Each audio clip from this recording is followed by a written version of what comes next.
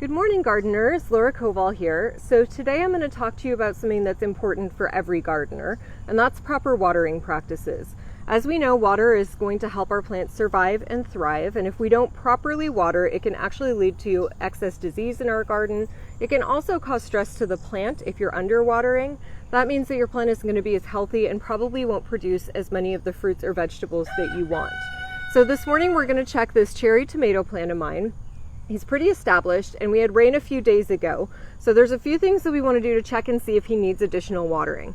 The first thing is to just check the foliage. If it looks like it's droopy or kind of limp, that could be a symptom that it does not have enough water in the soil system. The second thing we're going to do is we kind of push the mulch aside here.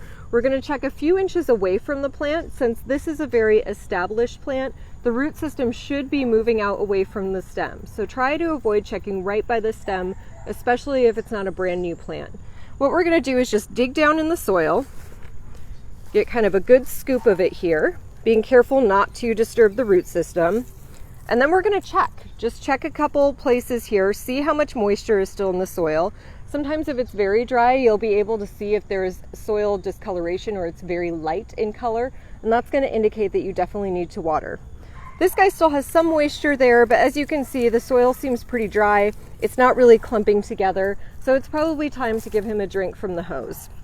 So I'm going to replace my mulch, put that back there, take my hose that I have here, and you'll notice I'm going to angle it to be directly near the base of the plant right here, and then I'm going to start watering.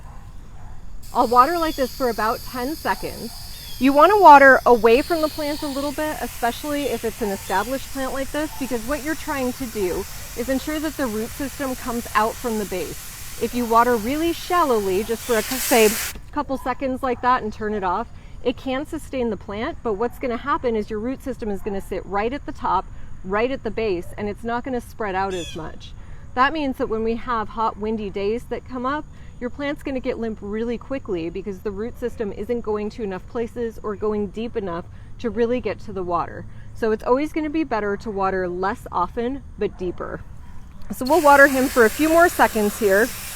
The other thing I'm going to focus on not doing is getting any moisture on the foliage. I have my hose right in the ground, right in the mulch. That's perfect. The less moisture you have getting on your foliage, the less chance of disease. There is no benefit whatsoever to actually watering your leaves, especially when you're a home gardener. So now we have him done. If you're unsure or if you've had an established plant but it doesn't seem to be doing very well, you can check back in a couple hours, see where that water is going, see if it's spreading out. You might need to do it a few times before you kind of get exactly where it's going. But then as soon as you have a routine down, you're going to have a healthy plant, a happy plant, and you're not going to waste water, so you'll be an environmentally friendly gardener.